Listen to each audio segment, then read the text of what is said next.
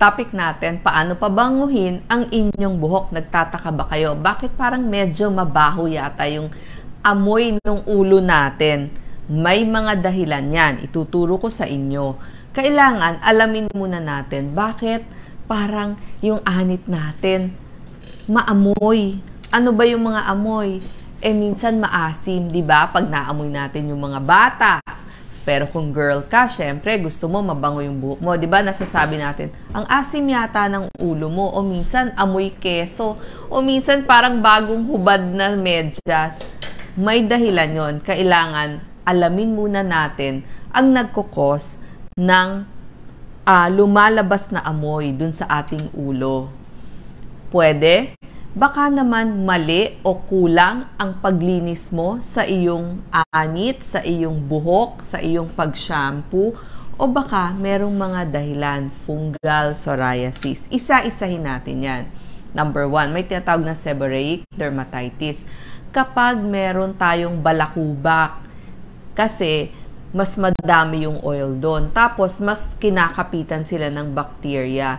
So, pag pinaghalo mo oil galing sa anit, bacteria, plus pollution, yung dumi dyan sa labas, syempre, sumakay tayo ng bus, ng jeep, o kaya depende sa trabaho natin, magkakaroon ng amoy ang ating ulo. Ano ang gamutan dyan? Pwede yung mga anti-dandruff shampoo na nabibili sa ating supermarket o sa ating mga grocery. Kung wala kayong budget, pwede sachet.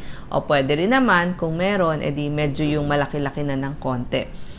Makikita nyo yung mga Selsun Blue, Head and Shoulder, lahat po yan pwede. Basta nakalagay, anti-dandruff shampoo para sa balakubak. Ito po kasi may taglay itong mga selenium sulfide o kaya ay ketoconazole.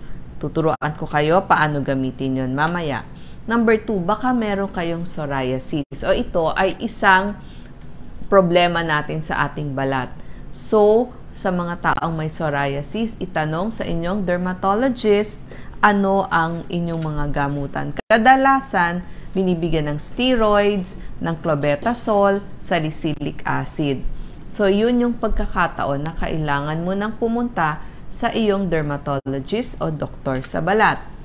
May mga tao, number 3, sobrang mapagpawis. O kaya, kung ang trabaho mo, doon ka sa karinderya, ikaw yung cook, o ikaw yung taga-serbisyo, mainit tayong lugar, natural lang na magpapawis din ang ating ulo.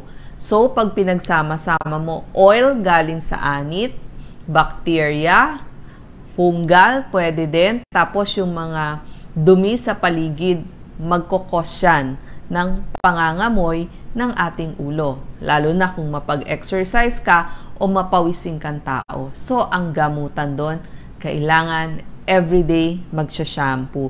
Ang problem lang, pag medyo nagsisenior ka na, mas ayaw mong maligo ng mag-shampoo ng madalas kasi very dry na yung buhok.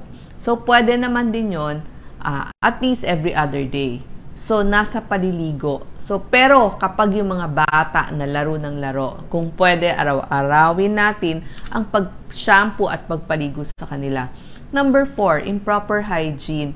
Yun na nga, kulang din sa pag-shampoo kasi mapawisin, pollution, tapos build up pa ng mga hair product. Siyempre, kung lalaki, may pamada, may hair gel, tapos pag babae naman, may mga anti-freeze. So, yan nagbi-build up. So, kailangan wina-wash mabuti ang ating buhok.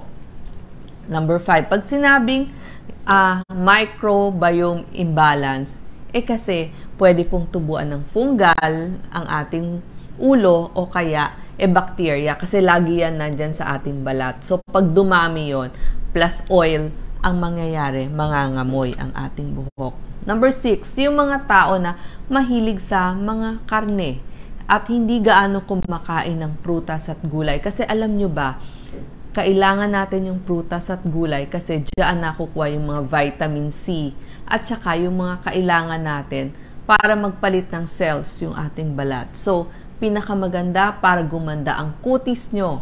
Kasama na yung inyong anit, kasama na yung inyong buhok, yung mga biotin. kumain tayo ng maraming prutas at gulay. Yung mga hair products nating ginagamit, baka naman hindi natin nababanlawan mabuti kapag nagsha-shampoo tayo. So, may build-up na. Pwede rin mag-cause ng pangangamoy. So, ang sinasabi natin, tayong mga Asian people, dahil mainit dito sa ating bansa, maganda, everyday nagsha-shampoo kung bata-bata pa kayo at hindi naman very dry yung inyong hair. Tapos, kung ordinary shampoo ginagamit nyo, pwede kayong gamit ng anti-dandruff shampoo kahit once a week kung medyo nangangati dun sa inyong anit. Paano ba ang tamang pagsha-shampoo? Tuturuan ko kayo. Basain mabuti yung buhok. Kailangan basang-basa. Tapos maglalagay tayo ng shampoo dun sa ating palad. Para mas maikalat nyo dun sa buhok nyo, lagyan nyo ng konting tubig. Kasi pag medyo mas malabnaw na, mas mabilis ikalat sa buong ulo natin. Banlawan mabuti. Yung iba, 2-in-1 na shampoo conditioner. So, isahan na lahat. Pero, may mga tao, different yung shampoo, different yung conditioner. So, pagkabanlaw nyo dun sa unang shampoo, pwede next yung conditioner. Yung conditioner, hindi naman kailangan talagang sa anit. Pwede dun na sa strands ng hair natin. Tapos, banlaw ulit mabuti at tutuyuin mabuti. Marahan lang ho ang pag-shampoo sa anit. Huwag hong gagamitan ng kuko at huwag sobrang lakas kasi malalagas ang inyong buhok. Pag tinutuyo ang buhok, marahan din lang, pat dry lang na ganun.